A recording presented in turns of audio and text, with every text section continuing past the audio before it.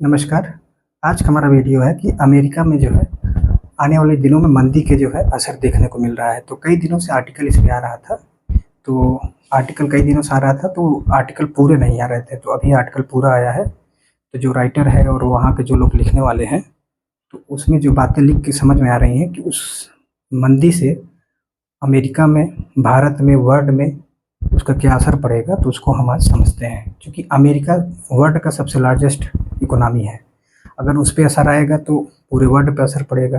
तो इसलिए हम इसको जो है समझेंगे आज। तो पहले हम मंदी को समझने से, मतलब अमेरिका में मंदी आने को समझने से पहले कुछ बेसिक टर्म है उसको हम समझते हैं। जैसे कुछ बेसिक टर्म मतलब मंदी से रिलेटेड है, किसी अर्थव्यवस्था से रिलेटेड है, उसको हम समझते हैं। जैसे मंदी क्या होती है, जैसे मतलब रिसेशन क्या होता है, मंदी कैसे आती है किसी देश में, किसी अर्थव्यवस्था में कैसे मंदी आती है। मंदी आने में क्या होता है कि किसी देश में क्या है, जीडीपी जो है लगातार 2 क्वार्टर में निगेटिव चल रही है। लगातार 2 क्वार्टर मतलब एक साल में 4 क्वार्टर होते हैं। किसी अर्थव्यवस्था में जब उसका इंटरपोलेशन किया जाता है, यानी उसका जब उसको मापते हैं, तो क्या करते हैं, एक साल में 4 क्वार्टर होता है, 3-3 करके उसको नापते हैं। तो किसी देश की अर्थव्यवस्था में क्या करते हैं, जब किसी देश की अर्थव्यवस्था में जीडीपी लगातार 2 क्वार्टर में निगेटिव चल रही है, यानी उसका निगेटिव से चल रही है, यानी उसमें कोई सुधार के चांसेस नहीं है, वो निगेटिव में जा रहा है, तो उसे क्या बोलते हैं, मंदी। यानी किसी देश की जीडीपी लगातार 2 क्वार्टर से अगर निगेटिव में जा रही है, तो उसे हम क्या बोलते हैं, कि मंदी आ गई। उस देश में क्या हो गया है कि मंदी आ गई है। जैसे भारत में आप देखेंगे, जब कोविड आया था तो 2019-20 में, तो उस समय क्या था, भारत की जो अर्थव्यवस्था थी मंदी के कगार पे थी। क्योंकि लगातार 2 क्वार्टर में, पहले क्वार्टर में निगेटिव में थी, उसके बाद निगेटिव, उसके बाद भारत तीसरे जो क्वार्टर आया उसमें जो है पॉजिटिव की ओर आ गई। तो इनिशियल में हम कह सकते हैं कि भारत में मंदी जो है कोविड-19 में आया था। तो इस समय अमेरिका में भी यही कुछ संकेत मिल रहे हैं। तो मंदी का बेसिक मतलब क्या है, किसी देश की अर्थव्यवस्था में लगातार 2 क्वार्टर तक उसकी जीडीपी निगेटिव में अगर जा रही तो उसे बोलते हैं मंदी। यानी उस देश में क्या है, मंदी आने वाली है या है। ठीक है। एक चीज़ ये, एक होता है जीडीपी। हम जीडीपी को समझ लेते हैं, चूंकि ये टर्म अभी आएंगे, तो इसलिए हम थोड़ा इसको पहले थोड़ा सा खुलासा कर दे रहे हैं। तो जीडीपी क्या होती है, एक साल में किसी देश में जो है, एक साल में क्या कहते हैं, वस्तु और सेवाओं का प्रोडक्शन का टोटल सम होता है। जीडीपी का बेसिक मतलब होता है कि एक ईयर में किसी देश के अंदर वस्तु और सेवाओं का, यानी गुड्स एंड सर्विस का टोटल प्रोडक्शन का सम होता है। यानी जितना उसका प्रोडक्शन होगा उसका सम, यानी उसका जितना जोड़ के, वो होता है जीडीपी। एक साल में किसी अर्थव्यवस्था में वस्तु और सेवाओं का टोटल प्रोडक्शन का सम होता है जीडीपी। तो जीडीपी क्या होता है, अब क्या होता है, जीडीपी बढ़ने से क्या होता है, हम थोड़ा यहीं से बताते हैं कि जीडीपी बढ़ने से क्या होता है किसी अर्थव्यवस्था में। अगर जीडीपी बढ़ेगी, इसका मतलब बेसिक से मतलब है कि वहाँ पे रोजगार के अवसर बढ़ेंगे, वहाँ की अर्थव्यवस्था इसका मतलब बढ़ेगी, वहाँ पे लोगों को जीवन स्तर क्या होगा, सुधार होगा, वहाँ का अर्थव्यवस्था में इंफ्रास्ट्रक्चर का क्या होगा, बढ़ेगा, लोगों की लाइफ स्टाइल में क्या होगा, बदलाव होगा, बढ़ेगा, शिक्षा स्वास्थ्य में क्या होगा, खर्च अच्छे से होगा। तो बेसिक चीज़ें क्या होगा, अगर जीडीपी किसी देश की बढ़ेगी तो हर चीज़ का फायदा होता है किसी अर्थव्यवस्था में। ये हो गए जीडीपी के फायदे। एक होता है डिप्रेशन। अब क्या है, मंदी के बाद क्या होता है कि डिप्रेशन होता है। डिप्रेशन मतलब ये होता है, वो वाला डिप्रेशन नहीं जिसको हम लोग जो बायोलॉजिकल होता है, मतलब मनुष्य में जो आदमी जिसमें हो रहा है डिप्रेशन शारीरिक, वो वाला नहीं, ये अर्थव्यवस्था का डिप्रेशन है। डिप्रेशन क्या होता है कि जब रिसेशन हद से ज़्यादा हो जाती है, यानी रिसेशन हद से ज़्यादा मतलब ये हो कि जब मंदी जो है लगभग उस देश की जीडीपी के लगभग 10% का गिरावट हो जाए, तो क्या होंगे, जब मंदी तो लगातार है ही। अब डिप्रेशन कब आता है, जब मंदी लगातार है, किसी अर्थव्यवस्था में लगातार मंदी बना हुआ है और लगभग जीडीपी उसका 10% तक गिरावट आ गई है, तो उसे क्या बोला जाएगा, डिप्रेशन। डिप्रेशन को हम ऐसे समझते हैं, तो उसमें क्या होता है डिप्रेशन में, जैसे अभी आप देखे होंगे जिम्बाब्वे का ताज़ा एग्जाम्पल है। जिम्बाब्वे इसमें डिप्रेशन का शिकार हो चुका है, उसकी अर्थव्यवस्था डिप्रेशन का शिकार होगा। कारण क्या है, वहाँ पे क्या है कि जो मुद्रा है वहाँ की, उसकी क्रय क्षमता क्या होती है, जब डिप्रेशन आता है तो मुद्रा की क्रय क्षमता क्या होती है, घट जाती है। क्रय क्षमता घट घट जाने से क्या होता है कि उस मुद्रा का जो वैल्यू होती है वो कम हो जाता है। वैल्यू अगर कम हो गई तो क्या होता है, जब ढेर सारा मुद्रा क्या करते हैं, उठाकर बहुत कम वस्तुएं मिलती है। इसका मतलब है, अगर आप ब्रेड लेने जाएंगे, आप जिम्बाब्वे में देखेंगे, वहाँ अगर ब्रेड कोई लेने जाता है तो लगभग एक झोला नोट लेता है तब उसको एक बेड मिलता है। कारण क्या है? मुद्रा की वैल्यू घट गई है, क्रय क्षमता उसकी घट गई है, क्योंकि वस्तु उस समय है नहीं, तो पैसा ज़्यादा क्या कहते हैं छाप दिया है वहाँ का बैंक, तो क्या होगा, लोगों के पास पैसे ज़्यादा हैं लेकिन वस्तु कम है।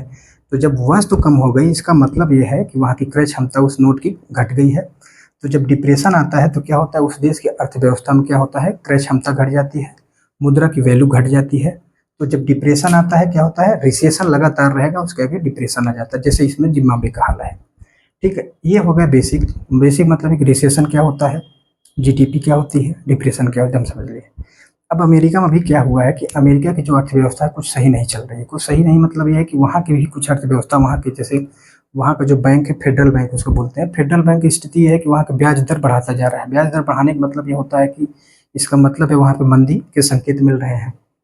अब क्या हो रहा है वहाँ पे अमेरिका में, अनएम्प्लॉयमेंट बढ़ रहा है। अनएम्प्लॉयमेंट तो वहाँ बेरोजगारी बढ़ी है। अमेरिका जैसे देश में अगर बेरोजगारी आए तो ये पूरे वर्ल्ड के लिए समस्या है। अभी वहाँ पे जो है बेरोजगारी दर 4.2% के आसपास है अमेरिका में।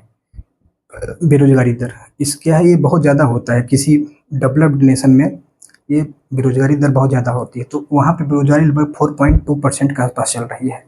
और क्रेडिट कार्ड डेब्ट चल रहा है। क्रेडिट कार्ड डेब्ट मतलब जब जो विकसित राष्ट्र होते हैं वहाँ पे हमारे यहाँ भी डेबिट कार्ड का यूज लोग करते हैं। तो डेबिट कार्ड डेब्ट मतलब ये जो लोग डेबिट कार्ड्स, जैसे कोई गाड़ी लिया है, कोई घर लिया है, कोई ईएमआई नहीं दे पा रहा है, तो डेबिट कार्ड डेब्ट मतलब लोग सामान तो खरीद लिए हैं लेकिन उसको भर नहीं पा रहे हैं। तो ये इसकी भी समस्या अमेरिका में इसमें आ रही है। और क्या करें, वहाँ का जो फेडरल बैंक है वो ब्याज दर को हमेशा बढ़ाता जा रहा है। ब्याज दर बढ़ाते से मतलब क्या होगा, लोगों के पास क्या पैसे और कम हो जाएंगे, यानी उनको जो लोन वगैरह मिल रहा है वो भी कम हो जाएंगे। तो वहाँ का ब्याज दर बढ़ रहा है इसमें फेडरल बैंक का। अब क्या होता है, जीडीपी कम होने का मतलब समझ लेते हैं। अगर वहाँ पे मंदी आएगी इसका मतलब है कि वहाँ की जीडीपी क्या होगा, कम होगी। वहाँ की जीडीपी अगर कम होगी तो उसके हम मतलब समझ लेते हैं क्या होगा। तो क्या होगा, जब प्रोडक्शन है वो कम होगा, रोजगार कम होगा, जॉब कर रहे हैं लोग को क्या होगी, सैलरी कम हो जाएगी। अगर जीडीपी कम होगी तो क्या होगी, सैलरी भी कम होती है, सीधा संबंध है सबका। इसका मतलब है कि सैलरी भी क्या होगी, कम हो जाएगी वहाँ की।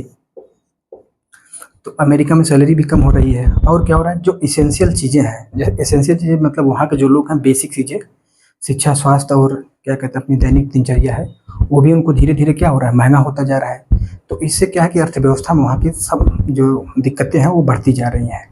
और देखो यूएस में क्या है, वर्ल्ड का लार्जेस्ट इकोनॉमी है। इससे क्या है कि उसको पूरी उसकी जब वहाँ पर अगर मंदी आती है तो पूरे वर्ल्ड में उसका असर पड़ता है। जैसे 2008 में क्या हुआ था, जैसे 2008 में क्या वर्ल्ड में रिसेशन आया था, पूरे विश्व में मंदी आई थी। पूरे विश्व में मंदी आने का मतलब ये था कि अमेरिका से उसकी शुरुआत हुई थी।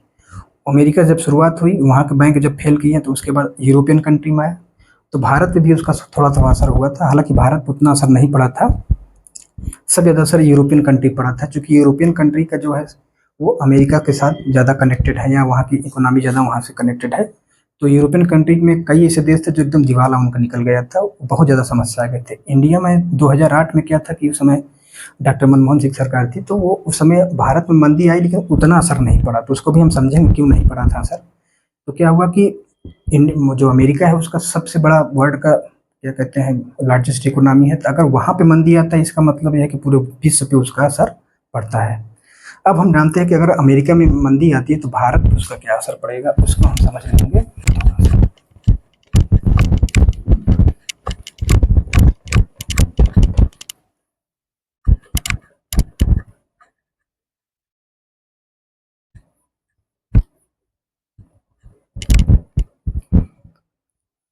अब हम समझते हैं कि अगर अमेरिका में अगर मंदी है तो उसका असर भारत पे कैसे पड़ेगा, उसको हम समझते हैं। देखो, यूएसए और इंडिया का जो इकोनॉमी है लगभग लगभग कनेक्टेड है। कनेक्टेड मतलब जब से ग्लोबलाइजेशन हुआ है इंडिया में 1991 के बाद, जब हम एलपीजी रिफॉर्म किए हैं, तो उससे क्या हुआ कि जो हम भी ग्लोबलाइज हो गए हैं। ग्लोबलाइज मतलब हर देश की अर्थव्यवस्था एक दूसरे से जुड़ी हुई है। ग्लोबल सप्लाई चेन मतलब यह है कि हर चीज़ का असर होता है। जैसे हम लोग कोई चीज़ भेज रहे हैं तो अमेरिका भी कोई चीज़ भेज रहा है, तो हर चीज़ का उसका असर पड़ता है किसी अर्थव्यवस्था। तो भारत की इकोनॉमी और अमेरिका की इकोनॉमी लगभग कनेक्टेड है। और क्या है, यूएसए जो है भारत का जो सबसे बड़ा ट्रेड पार्टनर है। जैसे अमेरिका के सबसे बड़े ट्रेड पार्टनरों में इंडिया का नाम आता है। ये इंडिया जो है भारत अमेरिका के कई सारे बड़े ट्रेड पार्टनरों में इंडिया की गिनती होती है। और क्या है कि इंडिया में जो है ट्रेड प्लस है, सरप्लस है हमारा। मतलब ये है अमेरिका को हम 78 बिलियन का एक्सपोर्ट करते हैं। $78 बिलियन का हम एक्सपोर्ट करते हैं अमेरिका को। अब क्या होता है कि हमारा जो ट्रेड है, हम अमेरिका को सरप्लस में, जैसे हमारा चाइना के साथ सरप्लस नहीं है, हमको चाइना ज़्यादा देता है, हम उसको सामान ज़्यादा देते हैं। सरप्लस मतलब ये कि हम जो है ज़्यादा भेजते हैं, वो कम भेजता है। इसका मतलब हमारा जो पैसा है, हम ज़्यादा वहाँ से कमा रहे हैं इसमें।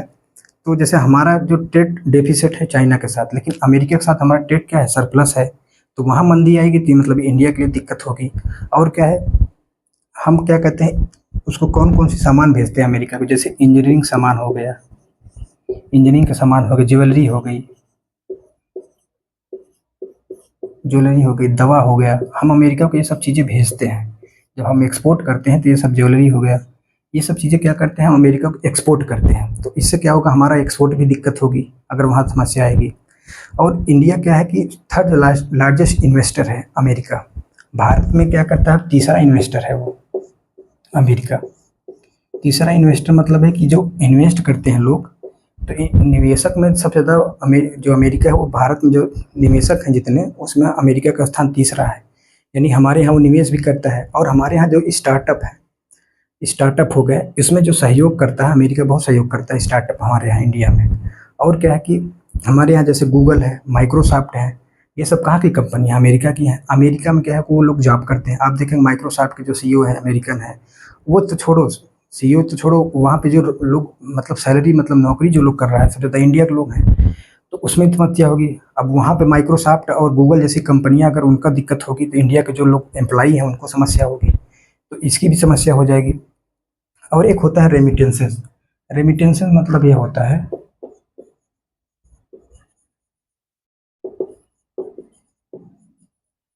रेमिटेंस रेमिटेंस मतलब ये होगा कि जैसे भारत के जो लोग बाहर रह रहे हैं, जैसे अमेरिका में रह रहे हैं, गल्फ कंट्री में रह रहे हैं, किसी भी देश में रह रहे हैं, वहाँ जब वो लोग कमाते हैं पैसा, उस पैसा को जब भारत में भेजते हैं उसको बोलते हैं रेमिटेंस। तो क्या होगा, जब हमारे लोग लगभग अमेरिका में 27 लाख के आसपास भारतीय रहते हैं, लगभग 27 लाख के आसपास, 27 लाख के आसपास भारतीय अमेरिका में रहते हैं। अब वो क्या करते हैं वहाँ पे, तो वो रहते हैं, एम्प्लॉई हैं, लेकिन उनके फादर मदर इंडिया में है, तो वहाँ से जो पैसा है वो भारत में भेजते हैं, तो वो क्या है, रेमिटेंस है। तो रेमिटेंस की भी समस्या आएगी। अगर वहाँ से लोग बेरोजगार करेगा अमेरिका, तो रेमिटेंस की भी दिक्कतें आएंगी।